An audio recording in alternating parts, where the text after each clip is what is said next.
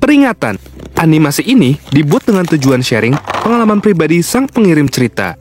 Dimohon untuk menghargai cerita tanpa menyudutkan beberapa pihak. Selamat menikmati. Halo, balik lagi sama gue, Fatir, di Gue Punya Cerita.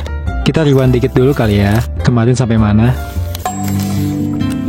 Gue dibuat terpana oleh seorang cewek yang duduk di ujung sana. Dia pakai seragam SMP, rambutnya panjang indah terurai. Nah, setelah kita ngobrol-ngobrol, akhirnya dia terima cinta gue. Tapi pas zaman praktek kerja ini, gue dapet cobaan yang bikin gue terpukul. Yasmin dilamar atasan di kantor tempat dia PKL itu. Mas-masnya itu ganteng, udah sukses dan agamis banget. Walaupun pada saat itu mas-masnya udah berumur sekitar 30 tahunan. Tapi jujur, dia ganteng bingit. Gue aja yang cowok mengakui kalau dia ganteng. Bahkan mas-mas itu pernah ke rumah Yasmin, bela-belain dari Jakarta ke kota C karena dia serius sama Yasmin. Di situ gue diem aja. Gue gak pernah komen atau larang apa-apa. Justru gue cenderung gak pernah sekalipun nunjukin kalau gue cemburu. Gue mah sadar diri, gue cuma mas-mas yang PKL aja. Jadi dibandingin sama tuh orang yang udah mapan mah jauh guys. So, kalau Yasmin pilih dia, gue cuma bisa pasrah. Gak ada usaha-usaha gue buat pertahanin Yasmin. Back to the topic. Intinya gue pengecut, gue cupu. Tapi gak disangka-sangka Yasmin pilih gue. Rezeki emang gak kemana. Padahal gue udah hopeless banget. Sampai akhirnya di tahun 2017 kita masuk universitas swasta yang sama di Bandung. Mamanya Yasmin udah percaya banget kayaknya sama gue. Sampai minta gue sama Yasmin kuliah di kampus yang sama. Biar mamanya Yasmin gak khawatir katanya. Soalnya si Yasmin ini anak tunggal guys. Jadi siapa lagi yang di samping dia kalau bukan gue. Fun fact, boleh percaya boleh enggak, gue laki-laki yang lempeng-lempeng aja gitu, flat. Gue gak romantis, malah cenderung dingin ke dia. Gue gak pernah pegangan tangan, gak pernah bilang I love you, apalagi teleponan. Gak tahu apakah karena gue sama Yasmin berangkat dari sahabatan, atau emang sikap gue aja yang kayak gini. Bisa dibilang gue cowok yang gak aneh-aneh ya. Gue gak pernah nyentuh alkohol sama sekali seumur hidup gue. Gue ngerokok juga pas zaman SMK, awal-awal aja kelas 1. Sampai kuliah ini gak ada tuh gue ngerokok. Sholat gue juga 5 waktu. Pokoknya tipe cowok yang lurus-lurus aja gitu, gak menarik lah. Perkuliahan gue sama Yasmin lancar-lancar aja. Kalau jadwal ngampus kita sama, gue pasti antar jemput dia. Tapi masa-masa kuliah ini kita jarang ketemu. Gue sibuk banget organisasi kemahasiswaan kampus. Yasmin juga sibuk di grup paduan suaranya. Alhasil hubungan kita merenggang. Bener-bener udah kayak orang lain aja sih gue rasa. Cuma statusnya aja yang masih ada. Sampai tiba di akhir perkuliahan tahun 2020, kita KKN guys. Tapi bukan di desa penari ya, itu malah lain cerita. Bahkan desa KKN-nya pun gue bareng sama Yasmin. Kita berdua memang milih desa itu karena dekat dengan kota C. Jadi kita bareng di KKN-nya. Tapi di situ gue kuliah sambil kerja. Jadi memang walau kita satu KKN, gue gak pernah bareng sama dia. Bahkan teman KKN pun awalnya gak tahu kalau kita pacaran. Soalnya kita kan sama sekali gak kayak orang pacaran ya. Nah, di masa-masa KKN itu gue benar-benar renggang. Pas KKN-nya udah mau selesai, Yasmin tiba-tiba minta kita putus. Gue posisinya lagi di kantor, kagetnya setengah mati. Dia gak minta putus secara terang-terangan sih. Dia cuma bilang, Fatir, aku lagi pusing banget, lagi banyak pikiran. Bahkan kamu aja susah buat diajak ngobrol. Aku gak ngerasa punya pacar. Jadi buat apa? Kayaknya mending kita break dulu aja deh. Gue tahu di situ memang Yasmin lagi gak baik-baik aja. Tapi gue juga gak tahu itu karena apa. Jilah, kata gue teh, ini mah masalah apa lagi Ya mungkin masalah kuliah atau keluarganya kali. Gak mungkin dong ini masalah planet Namek yang mau hancur karena serangan baginda laut Frieza. Hell no. Gue yang terlalu sibuk buat dengerin dia, hasil seperti biasa gue gak bisa mertahanin. Gue cuma jawab, ya udah kalau kamu maunya kayak gitu. Gue nyesel sih kalau diinget-inget. Gue emang sedingin itu. Padahal gue udah pacaran 6 tahun sama dia, tapi gue gak perhatian banget sama dia. Gue akui itu. Beberapa hari setelahnya gue ajak dia ketemu, terus kita ngobrol berdua. Di situ gue lihat Yasmin memang kayaknya lagi capek banget. Dia mempersilahkan gue untuk menyanggah atau mempertahankan dia yang pengen udahan. Tapi lagi-lagi gue gak mertahanin. Di pertemuan itu pun gue nangis. Gue hancur banget ditinggal Yasmin. Tapi gue bodoh juga gak mertahanin dia. Dan ya kita putus. Gue hancur sehancur-hancurnya. Gue lampiasin semua kesedihan gue dengan naik gunung. Di kantor pun gue bener-bener hancur. Tapi gue gengsi, gak mau chat dia duluan. Bahkan beberapa kali Yasmin ngechat, gue biarin. Gak gue bales. Padahal udah putus pun Yasmin masih perhatian. Tapi gue emang brengsek banget. Kayaknya ini masalah yang paling mendasar yang gue alami. Apa gue egois? Gue rasa iya.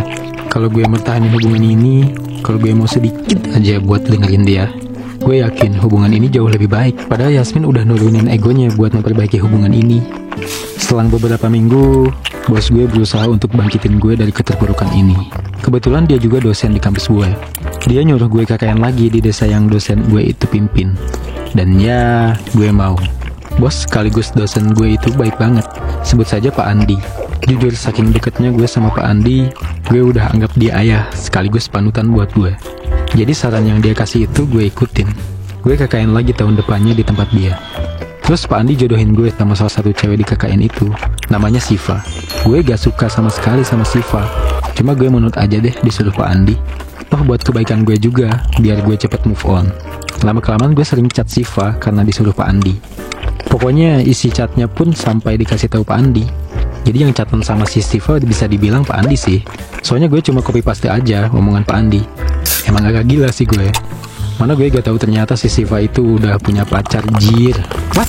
Gue perusak hubungan orang dong kalau gitu ya. Untungnya si Siva gak kepincut sama gue. Kalau beneran kepincut dan suka ke gue bakal ngerasa bersalah banget. Jadiin dia tempat iseng-iseng gue doang. Alhasil, gue coba install aplikasi cari jodoh aja deh di aplikasi Grindr.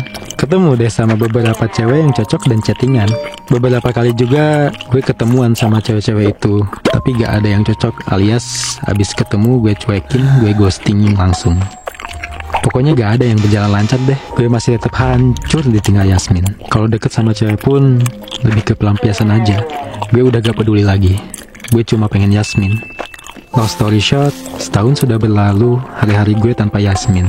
Gue tahu sih Yasmin sempat punya cowok, tapi dengar-dengar cowoknya itu gak bener. Kata anak zaman now mah bokur, bocah kureng. Jadi gak lama juga mereka putus.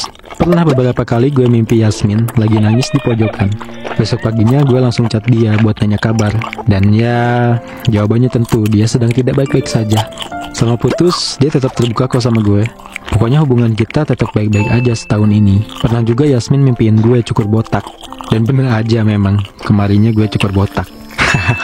Bisa gitu ya. Unik banget kehidupan ini. Pas gue tahu dia udah putus, ya gue coba deketin lagi dong. Gue udah ngerasain setahun tanpa Yasmin. Ternyata bikin gue kacau banget. Gue chat dia intens.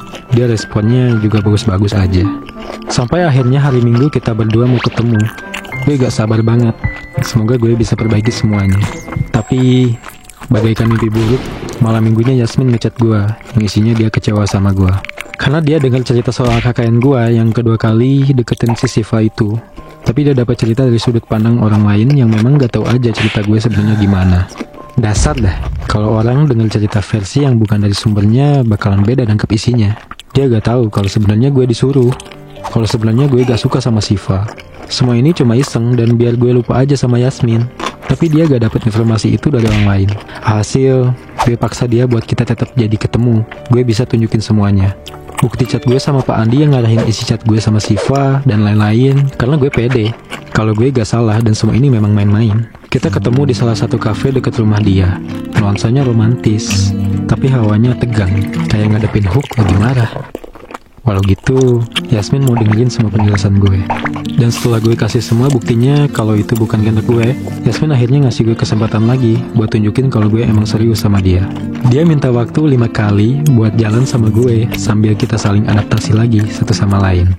Walau cuma terpisah 1 tahun, tapi pasti ada yang berbeda kan? Pertemuan pertama dan kedua, kita cuma ngobrol di kafe sambil cerita-cerita apa aja yang kita udah laluin dalam 1 tahun terakhir. Di pertemuan ketiga, gue sama Yasmin main agak jauh sih. Jalan-jalan menyusuri kebun teh, terus pulangnya main ke pusat kota. Kalau ke Jepang kejauhan dan gak ada duit. Di situ gue ngerasa kayak jarak di antara kita gak pernah ada. Ibarat kata gue sama dia tuh kayak gak pernah putus. Kayak ada aja gitu. Karena ternyata rasanya masih sama. Yasmin masih tetap mengagumkan. Terus perasaan gue ke dia masih tetap sama. Cenderung lebih banyak malah. Semua itu disetujui Yasmin. Dia juga ngerasain hal yang sama. Hasil dia bilang kalau dia udah gak perlu jalan sampai 5 kali. Karena di kali ketiga ini aja hati dia udah berhasil balik ke gue lagi. Gue bersyukur banget. Pemenangnya tetaplah orang lama guys. Gak lama karena ini udah masuk bulan Desember. Yasmin ngajakin gue pergi tahun baruan bareng dia di Kepulauan Seribu. Malam tahun baru 2022 ini adalah malam terindah buat gue. Gue berduaan sama Yasmin ngabisin hari-hari di Pulau Seribu. Tapi please, percayalah, gue gak ngapa-ngapain sama dia walau kita cuma berdua doang. Kamar hotel kita pun misah, sebelahan gitu.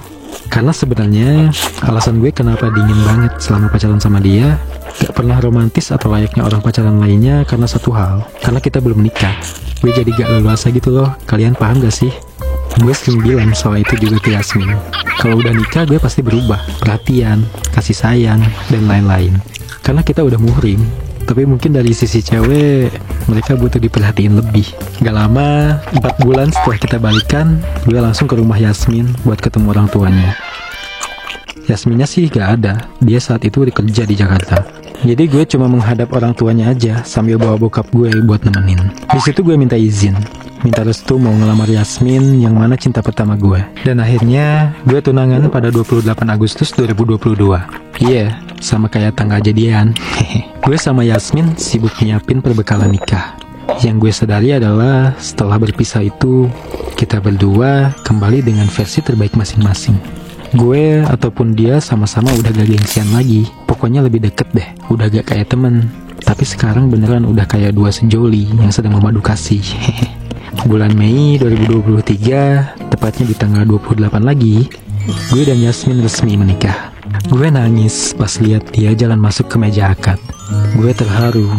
Gue sayang banget sama dia. Tulus setulus-tulusnya. Dari sejak gue lihat dia pakai seragam SMP di aula sekolah sampai saat ini, perasaan gue gak pernah berubah. Gak sia-sia. Dari tahun 2013, gue ngejar dia dan hidup bareng dia. Karena pada akhirnya, dia jadi istri gue. Istri yang selalu bikin gue bangga dan bersyukur dapetin dia. Gue gak tahu gimana hidup gue tanpa Yasmin. Dan surprisingly, sekarang Yasmin lagi mengandung anak gue. Gak sabar banget gue jadi ayah. Buat kalian di luar sana, kejarlah dia yang memang pantas untuk dikejar. Hidup ini terlalu singkat untuk mengejar hal yang sia-sia. Dan seumur hidup itu adalah waktu yang lama untuk dihabiskan dengan orang yang tidak tepat. Thank you semua.